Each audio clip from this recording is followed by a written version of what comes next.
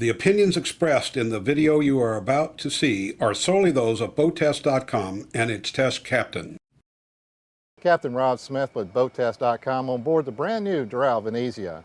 This boat has some cool features, but the one I'm already impressed with is the amount of space in the cockpit. So join me on board, let's take a look at this brand new model. Doral set out to design a replacement for the Monticello, but found the extra width exciting and different enough to come out with what is now called the Venezia. This new model also brings out the option of the hardtop or Doral radar arch and can be built with single or twin engines, gas or diesel. The Venezia has a generous swim platform. We've got our typical center swim ladder.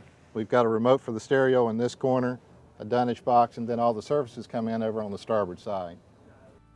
Stepping into the cockpit, the Venezia offers a bit more room to mingle. The bench seats wrap around the back and have fillers to convert the bench and tables into a large pad for the sun worshiper. When you're doing a lot of entertaining, you're certainly going to want to have a wet bar. We've got our sink here. This one has an ice chest that goes below. It didn't make it with the delivery of this boat. It's on its way. The engine hatch lifts easily to allow good access to the single Volvo Penta 5.7 GXI on our test model.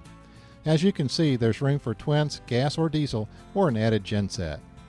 Moving up into the helm area, I find it easy to move around. Notice the upholstery. This is an optional cabriole.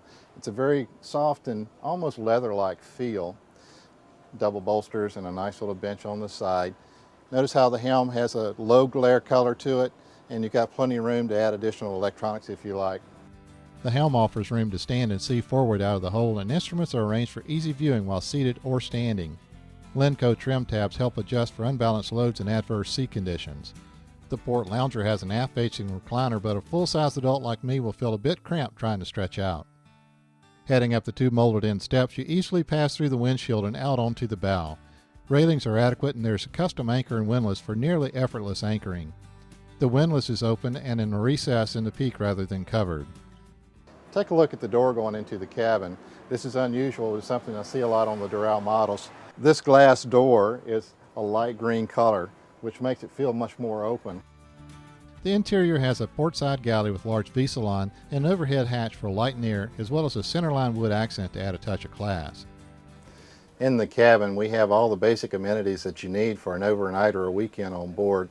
We have a galley, we have an aft cabin with a double bed, and a head. One of the things that I found interesting was the table. Oftentimes getting in around a table on a cruiser like this size, it's a bit of a squeeze and it's a little bit more difficult to work with. This one has a pivot on it, so you have plenty of room to move out this way, or you can pivot the other way and get out on the other side. Also, when you set it up for a bed, instead of having to find other posts, you just simply remove the post. The table goes down into a lip on top of the bench itself, and then you put your filler cushion in and you've got a bed.